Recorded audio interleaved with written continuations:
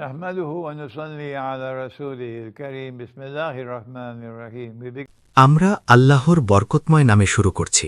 আমরা তার প্রশংসা করি এবং তার মহিমা ঘোষণা করি, যেভাবে তার প্রশংসা ও মহিমা করা উচিত। আর আমরা তার সকল সম্মানিত রাসূলদের ওপর শান্তি ও আশীর্বাদ কামনা করি, যার মধ্যে রয়েছেন সর্বশেষ নবী বরকতময় মোহাম্মদ সাল্লাল্লাহু তাআলা আলাইহি ওয়াসাল্লাম। আমার জন্মভূমি ক্যারিবিয়ান দ্বীপ ত্রিনিদাদের ইসলামিক ব্রডকাস্টিং নেটওয়ার্কের স্টুডিও থেকে ১৪৪৭ হিজরি সালের রমজান মাসের এই ২৯তম রাতে আপনাদের জানাই আসসালামু আলাইকুম ওয়ারাহমাতুল্লাহি ওয়াবারাকাতুহু। আজকের রাতের জন্য যে জুজ বা পারা, সেটি আমার নিজস্ব গণনা অনুযায়ী। আপনারা হয়তো আমার চেয়ে ভিন্নভাবে এটি করতে পারেন। এটি এমন কিছু নয় যা সুনির্দিষ্টভাবে নির্ধারিত, একদমই না। এটি কেবল কুরআন মাজিদের সূরাগুলোকে আলাদা করার আমার একটি পদ্ধতি। এই অংশটি শুরু হয়েছে সূরা আল ফজর দিয়ে এবং শেষ হয়েছে সূরা আল কদর দিয়ে। আর যেহেতু আমি সূরা আল কদরকে কুরআনের ২৯তম রাতের জুজের অন্তর্ভুক্ত করেছি, তাই এখন আমার জন্য এই বিষয়টি নিয়ে কথা বলা সম্ভব হচ্ছে যে কোন রাতটি কদরের রাত, লাইলাতুল কদর। আল্লাহ তাআলা কুরআনে বলেন, আউযু বিল্লাহি মিনাশ শাইতানির রাজিম, ইন্না আনজালনাহু ফি লাইলাতিল কদর। নিশ্চয়ই আমি এটি কুরআন নাজিল করেছি কদরের রাতে। ওয়ামা আদরাকা মা লাইলাতুল কদর। আর আপনি কি জানেন কদরের রাত কি? লাইলাতুল কদরি খায়রুম মিন আলফি শাহর। কদরের রাত ১০০০ মাসের চেয়েও শ্রেষ্ঠ। তানাজ্জালুল মালাইকাতু ওয়ার রূহু ফিহা বিইذনি রব্বিহিম মিন কুল্লি আমর, সালামুন হিয়া হাত্তা মাতলাইল ফজর। এ রাতে ফেরেশতারা এবং রূহ জিবরাইল আলাইহিসসালাম তাদের রবের নির্দেশে প্রতিটি কাজের জন্য অবতীর্ণ হন। ফজর হওয়া পর্যন্ত এ রাতটি শান্তিময়। সূরা আল কদর। এখন প্রশ্ন হল, এই রাতটি কোনটি? আমাদের নবী সাল্লাল্লাহু আলাইহি ওয়াসাল্লাম বলেছেন, শেষ ১০ দিনের মধ্যে লাইলাতুল কদরকে খুঁজো। তিনি বলেছেন মাসটি ৩টি ভাগে বিভক্ত, ১০, ১০ এবং ১০। প্রথম ১০ দিন হল রহমতের, দ্বিতীয় ১০ দিন হল মাগফিরাতের, ক্ষমার। কিন্তু শেষ ১০ দিন হল নাজাত মিনান্নার, অর্থাৎ জাহান্নামের আগুন থেকে মুক্তি পাওয়ার। আর এই শেষ ১০ দিনের মধ্যে তিনি বেজোর রাতগুলোতে এটি খুঁজতে বলেছেন, ২১, ২৩, ২৫, ২৭ এবং ২৯তম রাতে।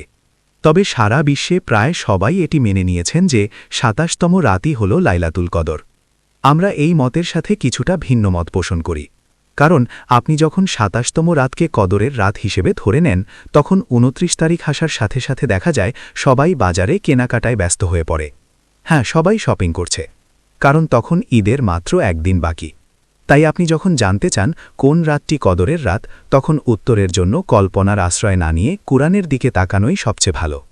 কুরআন কি আমাদের কোনো ইঙ্গিত, ইশারা বা চিহ্ন দেয় যে কদরের রাত কোনটি? উত্তর হল, আল্লাহ কুরআনে সূরা আল কদরকে কোথায় রেখেছেন তা দেখুন। তিনি কি সূরা আল কদরকে কুরআনের শুরুতে রেখেছেন? না। তিনি কি এটি মাঝখানে রেখেছেন? না। তবে তিনি এটি কোথায় রেখেছেন? উত্তর হল, সূরা আল কদর কুরআনের একদম শেষের দিকে রাখা হয়েছে। এটি কুরআনের শেষের এতই কাছাকাছি যে একমাত্র ২৯তম রাতের জুজ এই সূরা আল কদরকে খুঁজে পাওয়া সম্ভব। তাই আমি কদরকে ২৯তম রাতের অন্তর্ভুক্ত করেছি।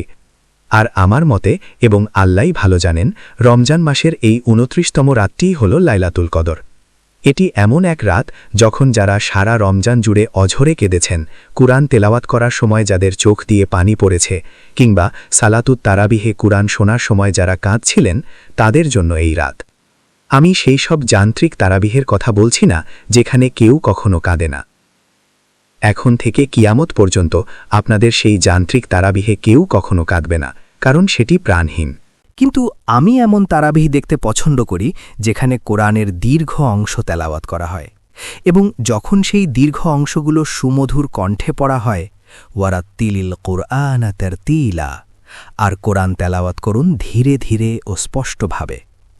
আমি যখন শুনি, আমার চোখে আপনা আপনিই পানি চলে আসে, কারণ কেউ যখন সুন্দরভাবে কোরআন পাঠ করে তখন এটি শুনতে অত্যন্ত চমৎকার লাগে। সেই সব উন্মাদদের মতো নয় যারা ঘণ্টায় ৯৫ মাইল বেগে কোরআন পড়ে। কোরআনকে ঘণ্টায় ৯৫ মাইল বেগে পড়ার জন্য তাদের জেলে পাঠানো উচিত। আমি ত্রিনিদাদের এক মসজিদে ইফতার করতে গিয়েছিলাম, সম্ভবত ১৫ বছর আগে।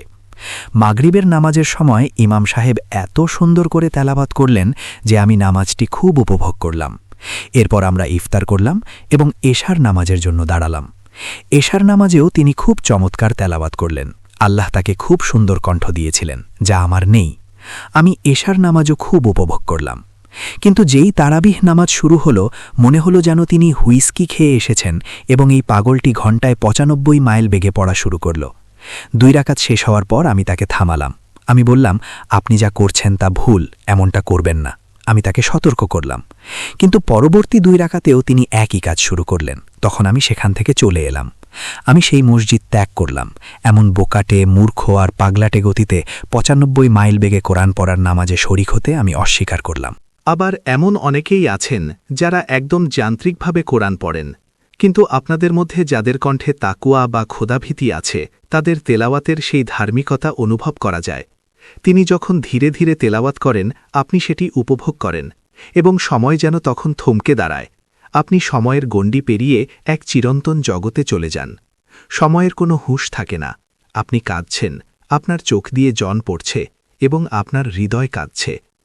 এই ধরনের মানুষদের পুরস্কার দেওয়ার জন্যেই এই রাতে ফেরেশতারা নেমে আসেন। এই মানুষেরাই আজ রাতে পুরস্কৃত হন। তাই আমরা আজ রমজানের ২৯তম রাতে আল্লাহর কাছে প্রার্থনা করি, যেটি আমাদের মতে কদরের রাত। আল্লাহ যেন আমাদের এই রাতে বরকত দান করেন এবং ফেরেশতারা যেন আমাদের কাছে সেই সব নিয়ে আসেন যা আল্লাহ আমাদের জন্য বরাদ্দ করেছেন। ধন্যবাদ। ওয়া আসসালামু আলাইকুম ওয়া রাহমাতুল্লাহি ওয়া বারাকাতুহু।